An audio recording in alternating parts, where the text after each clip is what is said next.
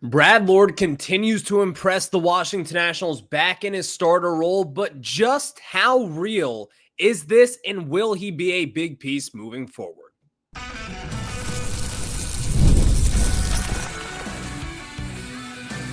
You are Locked On Nationals, your daily Washington Nationals podcast, part of the Locked On Podcast Network, your team every day.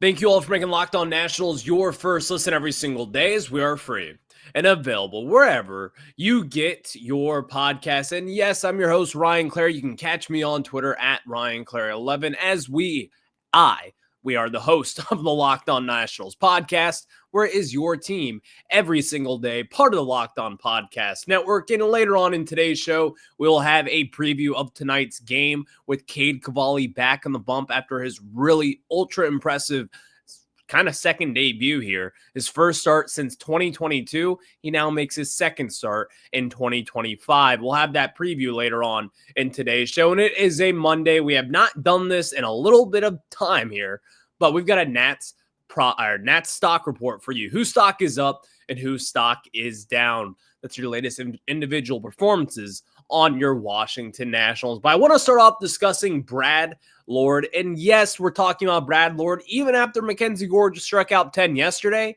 I still find myself more impressed with what Brad Lord has done over this season. And today's episode is brought to you by FanDuel, and football season is around the corner. Visit the FanDuel app today and start planning your future bets now. Again, that is FanDuel.com. And before this season, if I were to place a bet on FanDuel that Brad Lord would be the Nationals' second best pitcher, bar none, outside of MacKenzie Gore, I would not have placed that bet. In fact, I probably would have bet that Brad Lord would have had a 6 ERA by June and would have been optioned to AAA. That's honestly what I thought. But right now, where Brad Lord stands after what he just did against the Giants on Saturday, going 6 innings pitched, 4 hits allowed. He did allow that 1 home run, but still, getting quality starts is one thing that I did not necessarily expect from Brad Lord this year. And let's dive into it. How real is this performance right now? Can we count on Brad Lord being one of the Nationals' top guys going into 2026 and beyond? I think this is real. And not only do I think this is real, I think the Nationals' second best arm in this roster, as far as production goes, it has to be Brad Lord at this point in time.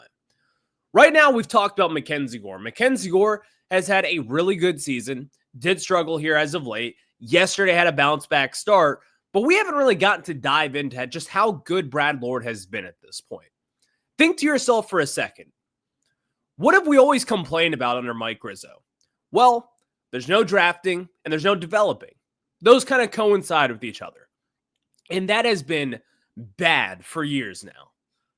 But back in 2022, their 18th round pick at a USF, Brad Lord, has not only developed well, but is starting to become a real major weapon for the Washington Nationals. Right now, his B-WAR in the season after Saturday's start is at a 2.1. He's got a 1.212 whip on the 2025 season. And this is someone who hasn't had a consistent role, by the way. This is someone who was in the bullpen and then was a starter again and then moved back to the bullpen and now is a starting pitcher again for the duration of 2026. Brad Lord is a weapon for the Nationals.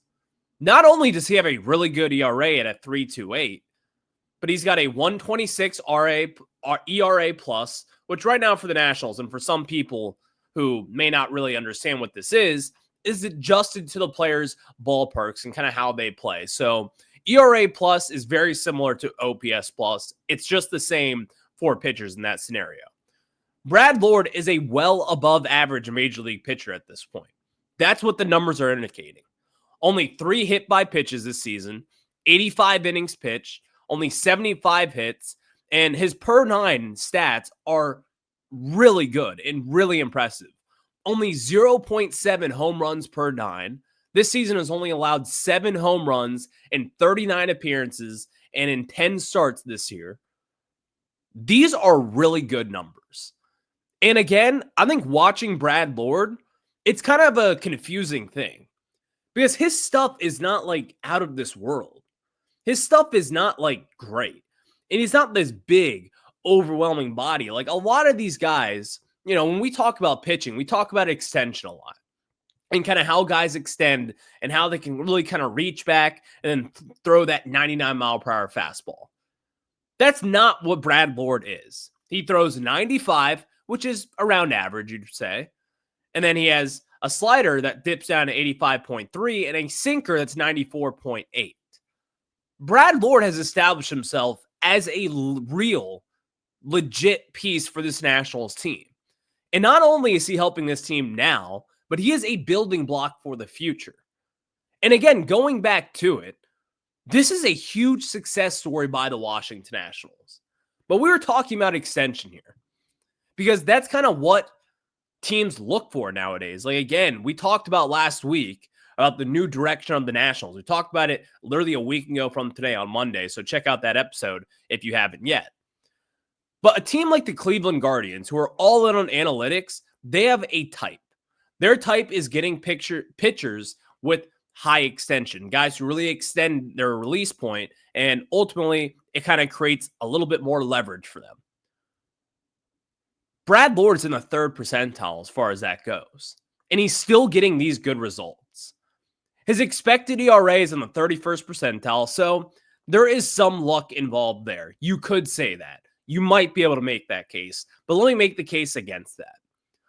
I believe that his expected ERA is a little inflated because of multiple things, but the main key one is that he does not strike out guys. He is not going to get people to chase on his pitches. His whiff percentage is in the 35th percentile. His barrel percentage is in the 92nd percentile. His hard hit percentage is in the 64th percentile. And most importantly, his ground ball percentage is in the 84th percentile. Brad Lord allows a lot of contact here. That is kind of what he is. And these numbers, honestly, kind of scream reliever to me, in my opinion. But he just continues to go out there now each and every 5 days and goes 4, 5, 6 innings pitched, quality start after quality start, getting a bunch of balls on the ground. And oh, by the way, this team, the infield defense, is horrendous with Luis Garcia and Abrams up the middle. Imagine if you get a much improved defense with a better first baseman outside of Nathaniel Lowe, with a better middle infield tandem defensively there with Garcia and Abrams. There's improvements to be had that not only will help Brad Lord, but overall help this team win. We have yet to really kind of go in on Brad Lord this season. And quite frankly, hand up, that's on me. I have not gone in on why I love Brad Lord and why I think Brad Lord, what he is doing, is real for this team. And I'm not here to tell you that this guy is going to be an ace down the line. Don't take these words out of context. But this guy is a building block. This is not something that is just a fluky kind of one-time thing. This is real. And Brad Lord continues to prove that the Nationals, they bet right putting him on the opening day roster. Because at first I was like, this is a cute story, but quite frankly, am I really ready to see him pitch up in the majors? Not really. He had a good spring training and, I think he deserved it. But also I was like, this is too good to be true. Maybe the Nationals finally found like their Spencer Strider. And again, Brad Lord is not going to be a Cy Young pitcher. I think I know that at this point. But also, this is an 18th round pick that was in college 3 years ago. He is not only pitching in the majors, but he is pitching really well and helping this team win. At this point, how can you not say that multiple things, that he's your second best pitcher behind MacKenzie Gore at this point in time? It might be Cade Cavali. We'll talk about him later on. But then secondly, how is he not a building block? And how is he not a top 3 arm on this team right now? Answer is, he is. And he is here, and he is a building block. And I'm excited to see Brad Lord develop over these last few months of the season. Because again, this guy has been really good, and the Washington Nationals may have stumped their toe, into one of the great surprise stories of 2025. So kudos to Brad Lord, and he deserves some love because, again, this guy is a building block. You can win with him. And that is what I want to see for the remainder of the 2025 season. So thank you all for making Locked On Nationals your first listen every single day, as we are free and available wherever you get your podcasts. And yes, it's time for a Nats stock report. Whose stock is up and whose stock is down? I'll tell you all about that after this. And yes, we have to tell you guys about our friends over at Gameday Hue. And today's episode is brought to you by Gameday Hue. And so is this hat that I am wearing for Nationals fans like me. This one hits the mark. And why don't I go grab this hat right now, because I actually dropped it before doing this. So Gameday Hue makes clean, no logo gear with team-inspired colorways for every pro and college fan base. And it's all about letting your colors speak for you. No giant logos, just smart, versatile style that works on game day, on the course, or anywhere in between. This weekend, as you can tell, I got a little sunburn. It's because I didn't wear my Gameday Hue hat, but I did last weekend. And not only did it save me from the sun, it made me look good. I got a ton of compliments, and they were like, you know what? You must be a Nationals fan, because that red and white colors, they look good for the curly W's here in town. And yes, right now you can get 15% off with code MLB15 at GamedayHue.com. That's GamedayHue.com. The code even stacks on bundled deals, so now's the time to load up. Let your colors talk, because colors speak louder than words. That's GamedayHue.com, code MLB15. And thank you all for making Locked On Nationals your first listen every single day, as we are free and available wherever you get your podcasts. And yes, we are free and available wherever you get your pods, even over on YouTube. Again, just look up Locked On Nationals. And now it's time for a Nats stock report. Whose stock has been up and whose stock has been down? We start off the stock up for MacKenzie Gore. And after yesterday's start, you know, we highlighted all the struggles from his previous starts before that. Well, against a good Giants team who, yes, they have been slumping recently, he shut them down. 6 innings pitched, 10 punchies, no earned runs, only 3 hits, 1 walk, and his ERA is back down to a 4.09. We all knew MacKenzie Gore would break out from his slump. He was not as bad as he showed the past 3 starts prior to yesterday. We all knew that. We were aware of it. MacKenzie Gore is a guy in this league. And yesterday, I think we finally got him out of his recent slump, to say the least. And honestly, with MacKenzie Gore, that's just kind of what he needed. Because I do think him at the trade deadline, all the rumors affected him. I think the Nationals trying to shop him maybe felt a little weird for him. I mean, because think of it this way.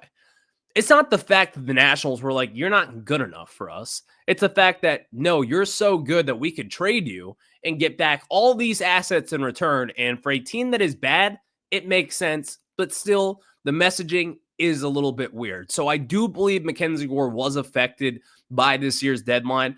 Overall, though, I think yesterday it was kind of water under the bridge. And I think we got our ace back with MacKenzie Gore. He looked right. Everything looked right. He was coming off a 3-inning outing against the A's last weekend. And this time around goes 6 innings pitched, only 3 hits, and struck out 10 batters. And that was the first time he struck out 10-plus batters since April 19th, when he struck out 13 Colorado Rockies. That is a long time for MacKenzie Gore, who at once was leading Major League Baseball in strikeouts. So kudos to MacKenzie Gore. He seems to be out of his slump. Speaking of someone who is in a slump that, again, probably don't talk enough about, is a stock down for Nathaniel Lowe. I'm just going to say this, and I mean no disrespect by this, but I cannot wait to non-tender Nathaniel Lowe. Forget the stats real quick. We all know it. He has hit for power, which is good. And I asked for a power bat. The Nationals front office, they got me a power bat, Nathaniel Lowe. What I did not realize is this. Not only is he a terrible defender, but just seeing these lazy mistakes and these lazy at-bats, even though he had a 17-pitch at-bat against the A's this past week, he puts up awful at-bats after awful at-bats. His walk rate has totally, what is the opposite of skyrocketed? Plummeted down to planet Earth. I mean, this is unreal with the steps back that he has taken. We knew the numbers were bad with the Rangers. We knew that. But to think that it would get this bad offensively, defensively, and honestly, he just kind of seems checked out at this point. I don't say that lightly either. I don't think Nathaniel Lowe is a bad guy. I don't think he's a bad teammate, but he just seems checked out. He seems like a veteran who has no interest being here, who probably sees that the Nationals have no interest with him being here in the future. And you see him as someone who is just kind of a deadbeat first baseman at this point. Call up Yohandy Morales. Get this guy in playing action. And honestly, just get it over with now. DFA Nathaniel Lowe. There's really no point in seeing anything with this guy anymore. And again, I was all for the move this offseason, even though my alarms did kind of sound a little bit when we traded away Robert Garcia for a potential silver slugger first baseman. That's what I thought we could get, but that's not what we have gotten. He has not helped. In fact, he has hurt this team. His F4 is in the negatives, some of the worst in all of baseball. He is hurting this team at this point, and that's why he gets a stock down for me. Stock up for our king, who might be back, James Wood. 4 doubles this weekend with the home run. He may have just gotten his swagger back. And again, looking at what he did, I saw Kevin Franson call him out in the post-game press conference, or maybe not call him out is maybe too big of a phrase here, but he did take notice why he didn't run one out when James Wood hit one off the right field wall there, McCovey Cove over in San Francisco. And ultimately, I didn't really have that big of an issue with it. I do think a lot of Nationals fans kind of overreacted to that a little bit. I think Kevin Franson, while great at what he does, I do believe that was kind of, very minimal damage in my opinion. Not the best of looks for James Wood, but still, overall, he gets a stock up for me. I believe that James Wood is really kind of knocked out of the slump that he has been. We covered it a ton here with the Nationals, but having a big weekend, having that power back, hopefully James Wood can finish strong to what was an incredible first full season with the Nationals, and I expect him to build off this even more moving forward. And speaking of someone who needs to start building some things, that is Brady House. Stock down for Brady House up this point in time. And Brady House, again, he's young. He's putting the ball in play. He's not necessarily striking out a ton compared to what he was at one point down to the minors, but Brady House needs to kind of get over this. He needs to finally show up and get some power in there because, again, we covered it last week on Friday's show. The Nationals' number one need is a right-handed power bat. Brady House is a right-handed power bat. And you're going to think that when Dylan Cruz does come back healthy, that will also help this Nationals team at this point.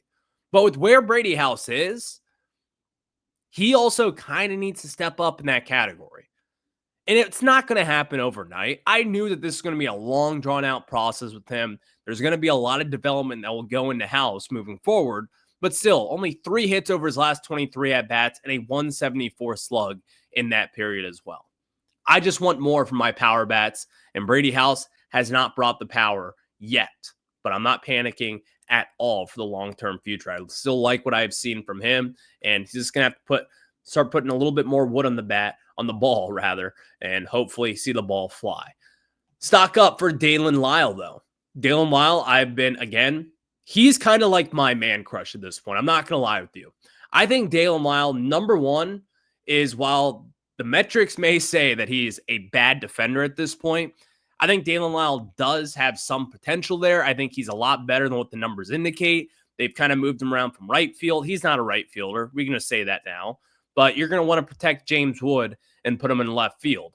And quite frankly, James Wood might be a right fielder. And he's probably a lot better defensively than Dalen Lyle. And it's not because Dalen Lyle is a bad fielder.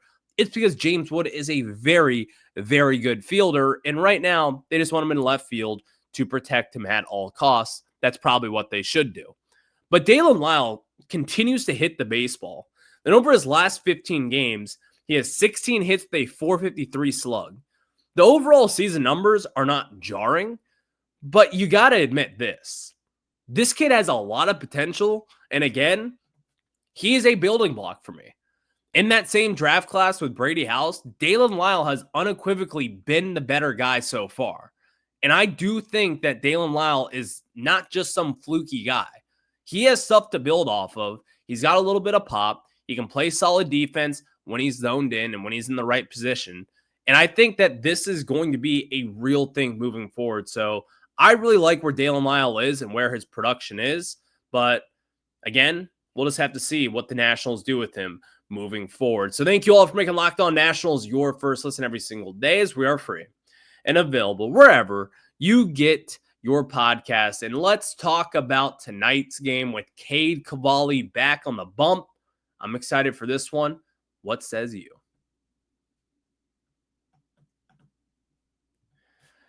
August 26th is officially FanDuel Futures Day, a brand new holiday for football fans who live for bold predictions and preseason hunches. For just 24 hours, FanDuel is giving you deals on NFL season predictions. So whether you're calling your MVP, eyeing a long shot division winner, or ready to crown your Super Bowl champ before week one even kicks off, this is your moment. So maybe I'm actually going to take a flyer on a Jaden Daniels MVP. It's not necessarily a flyer. He's got top 10 MVP odds, but my guys here in DC and JD5 will win an MVP someday. And it might be this year. And maybe you want to parlay a division winner. Maybe you think the Commanders win the NFCs and Jaden Daniels wins the MVP. And maybe he even wins the Super Bowl with the Commanders. You can throw that into a parlay. That'll give you some juicy odds that you can watch every single Sunday moving forward. So visit FanDuel app today and start planning your future bets now, because Futures Day is one day and one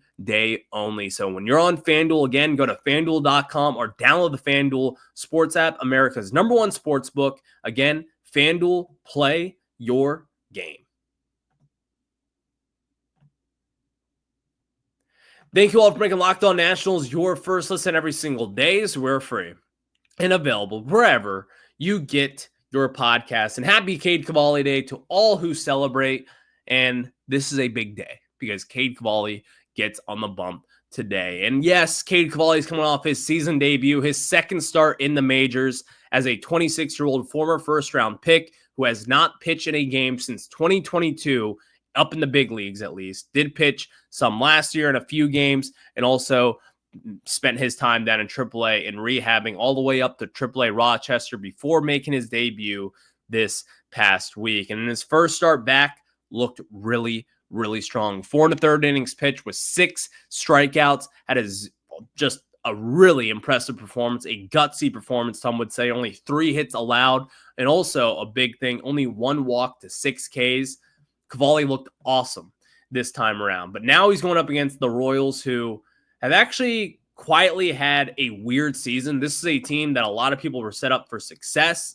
They thought that the Royals would be in the thick of it in the AL Central, but right now they're at 58-60, third in the AL Central, but still they are a very pesky team, a team that can really get at you. And this is going to be a really tough test for Cade Cavali because Kansas City is going to be rocking tonight. This is a team that is contending for a postseason spot still. They're still in the thick of it, and they could make a run here. So Cavali, this is going to be like his first, number one, his first game that he's pitching on the road. And number 2, kind of a playoff atmosphere feel for them. The Royals got to win this series. They've got a bottom feeder with the Nationals coming into town. They're going to want to take advantage and hopefully sweep this series. But Cade Cavali tonight, it's going to be must watch. And the one thing that I really want to look for with him is his fastball velocity. We saw his fastball velocity at 99 to 100. I want to see how long this can go. And before we kind of jump into that real quick, the Nationals have to protect Cavali tonight. I know people want to see the leash kind of taken off him and let him go 6, 7 innings deep into a game. But I am not allowing Cavali to get hurt because Cavali, unfortunately, does have injury history. And I think we have to keep that in mind. For those, we talked about it last week when he made his season debut. People were upset after him getting pulled after 88 pitches. I was not. I was one of the few who said, I'm perfectly fine with this decision. 2025 means nothing to me at this point in time.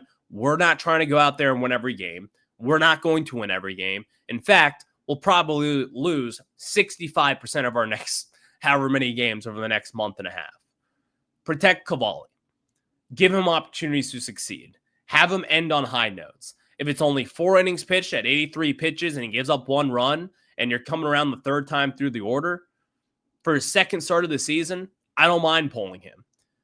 Let him kind of get his feet under him. Let him get adjusted. This is his first start on the road in the major leagues. It's going to be difficult. And you're not playing in some easy ballpark, by the way. This is a really tough place to play in Kansas City that can get loud. And again, they have expectations for this team, and they have expectations going up against the Washington Nationals. So tonight will be interesting with Cavali on the bump.